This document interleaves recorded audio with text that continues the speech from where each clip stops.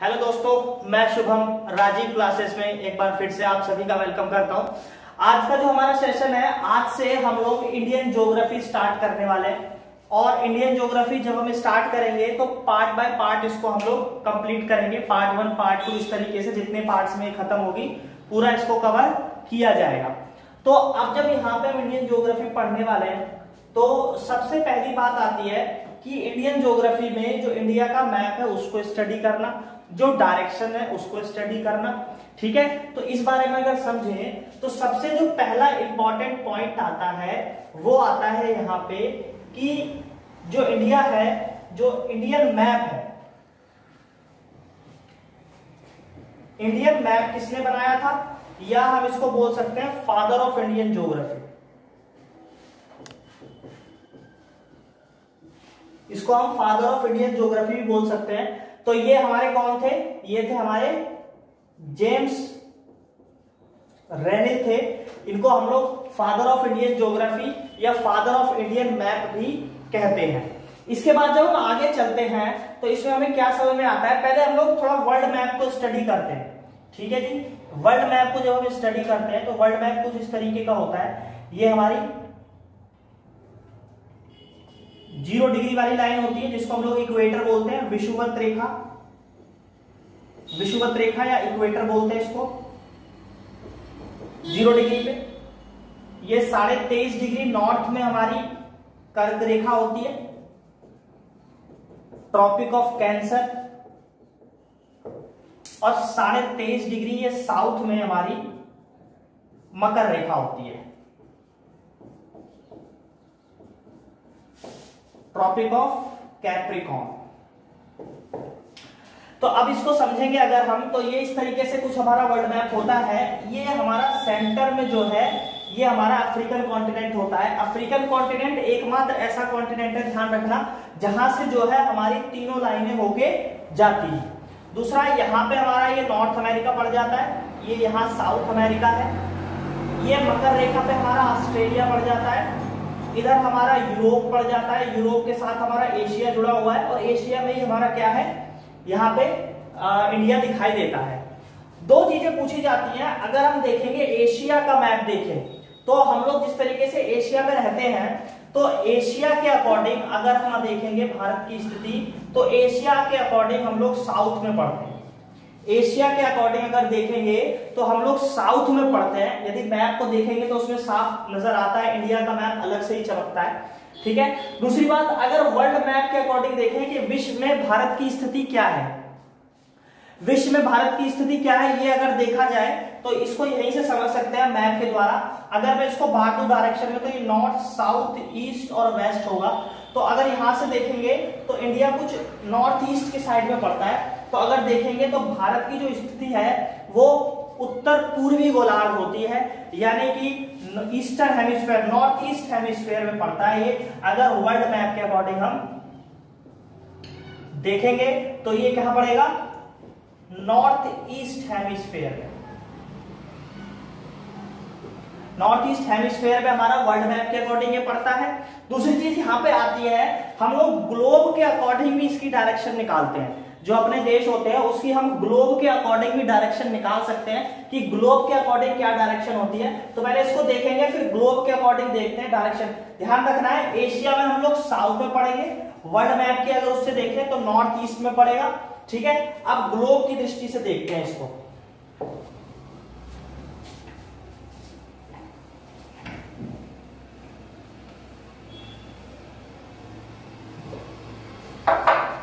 अगर हम ग्लोब देखते हैं तो ग्लोब हमारा कुछ इस तरीके से होता है।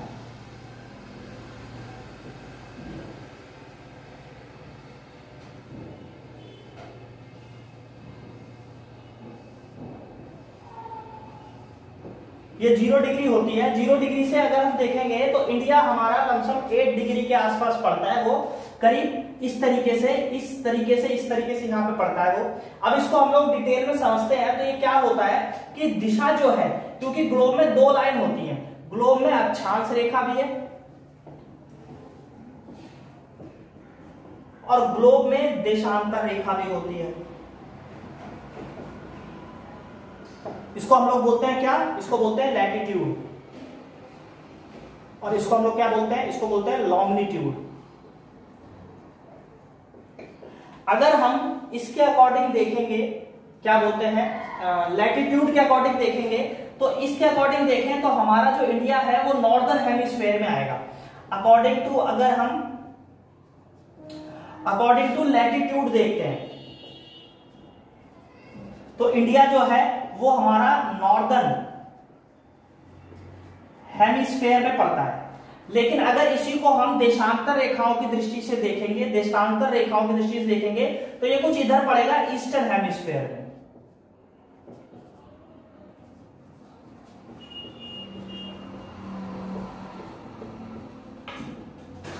इसको इस दृष्टि से देखेंगे तो यहाँ पे दो डायरेक्शन और निकल के आती है कि अगर हम देखें कि भारत की स्थिति, भारत पूछा जाता है पेपर में, कैसे पूछा जाएगा कि अक्षांश रेखाओं की दृष्टि से भारत की स्थिति क्या है, तो हम लोग नॉर्दर्न हेमिस्फीयर में रहेंगे। और अगर देशांतर रेखाओं की दृष्टि से पूछा जाता है तो हम लोग इसमें रहेंगे, ईस्टर्न हेमिस्फीयर में रहेंगे। ये ग्लोब के अकॉर्डिंग भारत की स्थिति होती है कुछ इस प्रकार से हमारी। तो हमने इस तरीके से लॉन्गिट्यूड के अकॉर्डिंग देखी, लैटिट्यूड के अकॉर्डिंग देखी, हमने वर्ल्ड मैप के अकॉर्डिंग भी देख ली और हमने एशिया के मैप के अकॉर्डिंग भी देख ली। ये चार तरीके से डायरेक्शन कोई एक इसमें पूछी जाती है एग्जाम में, ठीक है। अब इसमें आगे चलते हैं, आगे क्या होता है, किस तरीके से इसमें चीजें आती है उसको समझते हैं।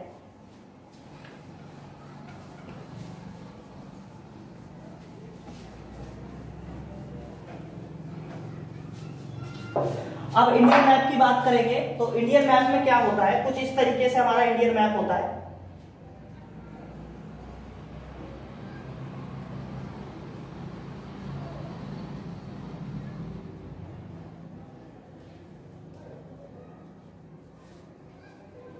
इस तरीके से कुछ हमारा इंडियन मैप होता है। अगर ध्यान से देखा जाए तो पहला प्रश्न यही बनता है कि जो भारत है उसकी आकृति कैसी है। तो भारत की आकृति अगर यहीं से देखेंगे तो ये कुछ काइट की शेप में होता है। जो हमारा इंडिया है वो काइट की शेप में होता है। काइट का मतलब है, अगर देखेंगे तो कुछ इस तरीके से दिखाई देगा, यानी कि ये क्या है, इसमें चार एंगल बनते हैं। और जब चार एंगल बन रहे होते हैं तो उस आकृति को हम क्या बोलते हैं, चतुर्थ कोणीय बोलते हैं। तो भारत की आकृति कैसी हो गई, भारत की आकृति हो गई हमारी चतुर्थ कोणीय हो गई। तो भारत की आकृति इस हिसाब से हम देख सकते हैं। अब दूसरी चीजें इसमें आती हैं कि अगर देखेंगे तो ये नॉर्थ हो गया, ये साउथ हो गया, इधर ये ईस्ट है और इधर हमारा ये वेस्ट हो गया। नॉर्थ से साउथ और ईस्ट से वेस्ट। दूसरी चीज पेपर में ये पूछी जाती है कि नॉर्थ से साउथ की डिस्टेंस क्या है और ईस्ट से वेस्ट की डिस्टेंस हमारी क्या होगी। तो अगर हम नॉर्थ से साउथ की बात करते हैं तो ये हमारी डिस्टेंस है 3214 किलोमीटर। और ईस्ट से वेस्ट की जब हम बात करेंगे तो ये हमारा होती है 2933 किलोमीटर। ये हमारी डिस्टेंस होती है। नॉर्थ से साउथ की डिस्टेंस हमारी 3214 हो गई और साउथ से ईस्ट से वेस्ट की डिस्टेंस हमारी कितनी हो गई, 2933।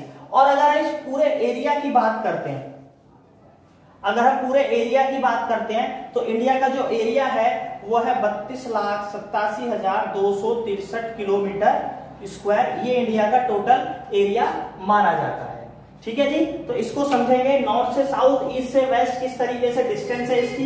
इसके बाद जो इसमें चीजें आती हैं वो आती है कि ईस्टर्न पॉइंट इसका क्या है और वेस्टर्न पॉइंट इसका क्या है। किस तरीके से नॉर्थ में जो है हमारा पॉइंट वो क्या पड़ता है, साउथ में हमारा पॉइंट क्या पड़ता है, उसको भी समझते हैं।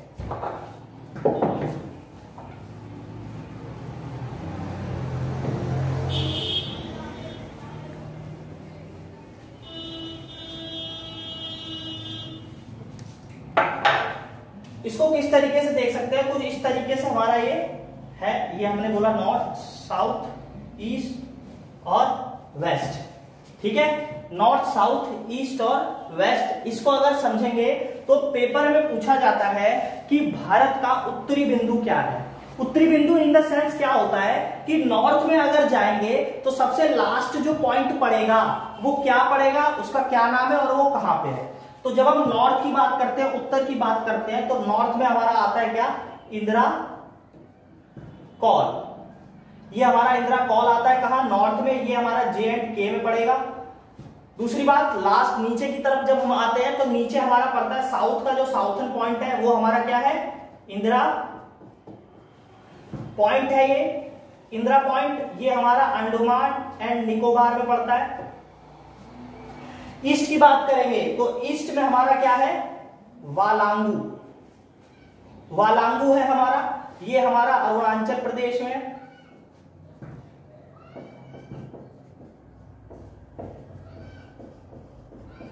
ये हमारा अरुणाचल प्रदेश में पड़ता है। वालांगू भी बोलते हैं इसको, किबुतु भी बोला जाता है, किबुतु भी बोलते हैं, इसके दोनों नाम याद रखेंगे, वालांगू भी बोलते हैं इसको और किबुतु भी बोलते हैं। और इधर पड़ता है हमारा, वेस्टर्न में पड़ता है हमारा सर क्रीक, हमारा जो पश्चिमी बिंदु है वो हमारा क्या पड़ जाता है, सर क्रीक, या इसको गौर माता भी बोला जाता है, इसको हम लोग गौर माता बोलते हैं, और ये हमारा गुजरात में पड़ता है।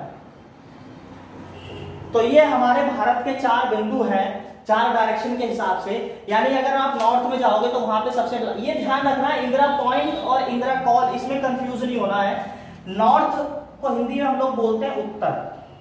उत्तर इसको याद कैसे रख सकते हैं कि जब कॉल आती है तो कॉल का हम उत्तर देते हैं, ठीक है जी। इस तरीके से हम इसको याद रख सकते हैं कि जो इंदिरा कॉल है वो उत्तर में है, बाकी जो इंदिरा पॉइंट है फिर वो नीचे की तरफ है, अंडमान निकोबार में।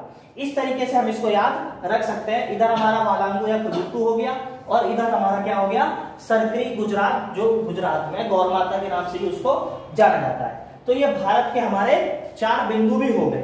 अब इसमें आगे चलते हैं।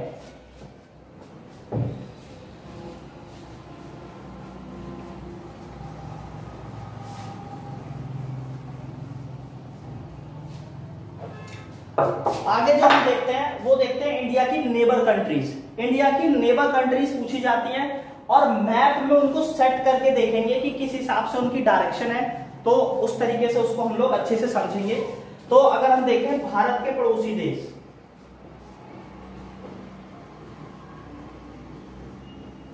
भारत के पड़ोसी देश, बाउंड्री की बात कर रहे हैं। देखिए जो बाउंड्री, पड़ोसी देश एक्चुअल में होते कौन से हैं? पड़ोसी देश वो, अगर हम ज्योग्राफी टर्म में बात करते हैं तो जहां पे हम बाय लैंड जा सकते हैं, जहां पे हम जमीन के रास्ते जा सकते हैं, वो हमारे पड़ोसी देशों में आते हैं। बाय लैंड जहां पे आप जा सकते हो। तो अगर हम यहां पे देखें तो भारत में जो है इनके, वो हमारे हैं बांग्लादेश, चीन,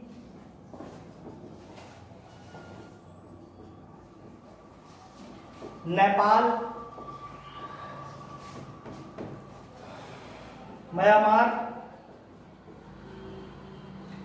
भूटान, और लास्ट हमारा बचता है क्या, अफगानिस्तान।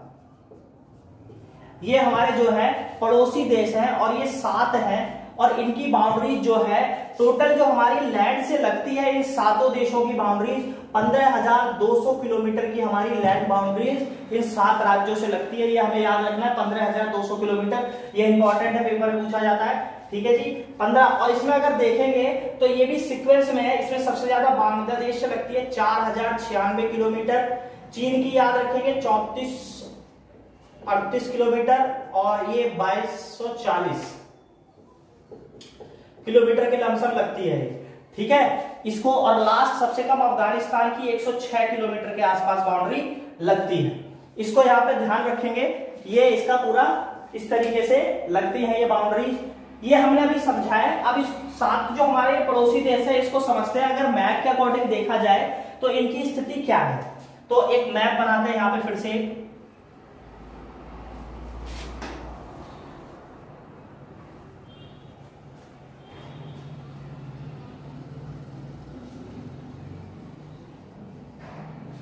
तो इस तरीके से कुछ मैप होता है। अब मैप में अगर इसको रखेंगे तो ये वाला जो हम पार्ट देख रहे हैं ये हमारा पूरा चाइना का आता है। इधर कुछ इस तरीके से हमारा नेपाल आता है। नीचे ये हमारा बांग्लादेश हो गया, और यहां पे जो है हमारा म्यांमार पड़ता है। म्यांमार, क्योंकि बीच में यहां पे ध्यान रखना सिक्किम पड़ता है। सिक्किम तीनों ओर से हमारा घिरा हुआ है, चाइना, नेपाल और म्यांमार से। इसको आगे समझेंगे, इसको जो और डिटेल में पढ़ेंगे। ये बांग्लादेश हो गया। इधर हमारा अफगानिस्तान, पाकिस्तान पढ़ते हैं। इधर हमारा पाकिस्तान हो गया, और यहां हमारा ऊपर की तरफ हमारा क्या है,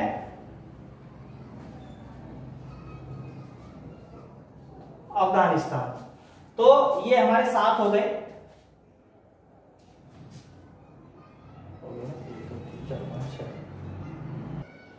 तो यहाँ समझेंगे। तो ये 7 हो गए, यहाँ पे नेपाल, चीन, भूटान, बांग्लादेश, म्यांमार, अफगानिस्तान और पाकिस्तान। तो इस तरीके से इनकी डायरेक्शन है, ठीक है। तो डायरेक्शन अगर पूछी जाएगी तो अब इसको भी हम यहाँ से अगर इसको यहाँ सेट कर सकते हैं, डायरेक्शन भी इसकी हम बता सकते हैं। आगे चलते हैं इसकी, अब बात करते हैं हम इसमें कोस्टल लाइंस की। पहले इनकी बाउंड्रीज भी आती है कि किस देश से कितनी बाउंड्रीज लगती है, उधर याद करने वाली चीज है। तो उससे पहले हम लोग क्या पढ़ेंगे, कोस्टल लाइन समझते हैं। जो इंडिया की हमारी कोस्टल लाइन है वो किस तरीके से है।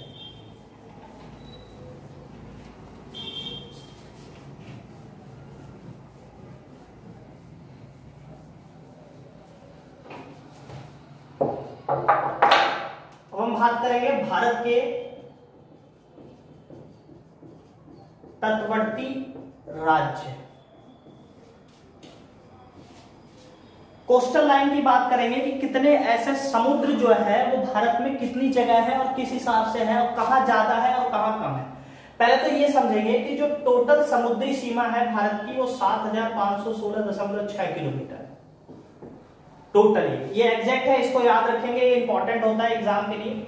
अब अगर समझे तो भारत में कितनी जगह समुद्र है और वो किस हिसाब से है, तो उसके लिए ये हम देखिए एक चीज हमें याद रखनी है यहाँ पे, क्या जो हमारा भारत है, हम अपने भारत को क्या बोलते हैं, भारत एक प्रायद्वीप है।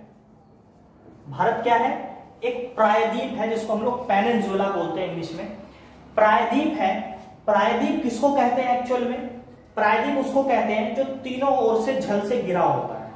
जल से जो तीनों साइड से घिरा हो उसको हम लोग क्या बोलते हैं, प्रायद्वीप बोलते हैं। और इसी प्रकार हमारा इंडिया भी तीनों ओर से जल से घिरा है। कैसे, ये हमारा क्या है, वेस्ट साइड है, ये ईस्ट है और ये साउथ वाला पॉइंट हो गया। अगर हम वेस्ट में देखेंगे यहाँ पे तो, और ईस्ट में देखेंगे तो यहाँ पे हमारा क्या पड़ता है, इधर तो हमारा पड़ता है बंगाल की खाड़ी पड़ती है, इधर हमारा पड़ता है अरेबियन सी यानी कि अरब सागर, और नीचे जो है यहां हमारा पड़ता है क्या, हिंद महासागर। तो अगर देखेंगे तो भारत जो है तीनों ओर से जल से घिरा हुआ है, इसीलिए भारत भी क्या है, एक प्रायद्वीप है। ये ध्यान रखेंगे, पूछ लिया जाता है कभी कभी। अरब सागर जो है वो पश्चिम में पड़ता है, यहाँ लक्षद्वीप जो है, लक्षद्वीप वगैरह जो है, लक्षद्वीप, मिनिकॉय, ये सब यहीं पे पड़ते हैं जो हमारे छोटे छोटे हैं, ठीक है। अब इसमें आगे समझते हैं कि जो तटवर्ती राज्य हैं वो किस प्रकार से हैं।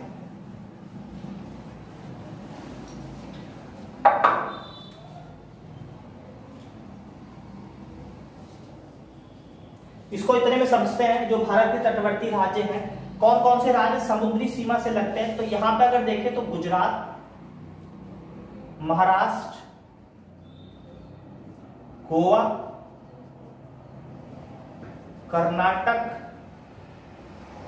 केरल, तमिलनाडु, आंध्र प्रदेश, उड़ीसा और पश्चिम बंगाल। तो इस तरीके से यहाँ पे हमारे ये कितने राज्य हो गए, 1 2 3 4 5 6 7 8 9, ये 9 राज्य हो गए जो भारत की समुद्री सीमा से यहाँ पे लगते हैं। इसमें एक चीज और समझें कि आंध्र प्रदेश जो है, आंध्र प्रदेश से कटा था 2 जून 2014 को, और ये 2 पार्ट्स में बढ़ गया था, सीमांत और तेलंगाना।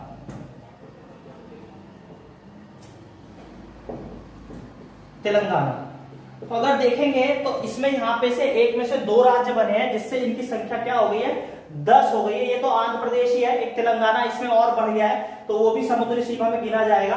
तो यहाँ पे ये टोटल है, ये हमारे टोटल राज्य हो गए। इसमें एक चीज ध्यान रखनी है, वो क्या है कि टोटल तो यहाँ पे है हमारा 7516.6, और अगर पूछा जाए किस राज्य में सबसे ज्यादा है, तो सबसे ज्यादा जो है यहाँ पे ये पड़ती है गुजरात में, यहाँ पे 1600 किलोमीटर के आसपास है समुद्र।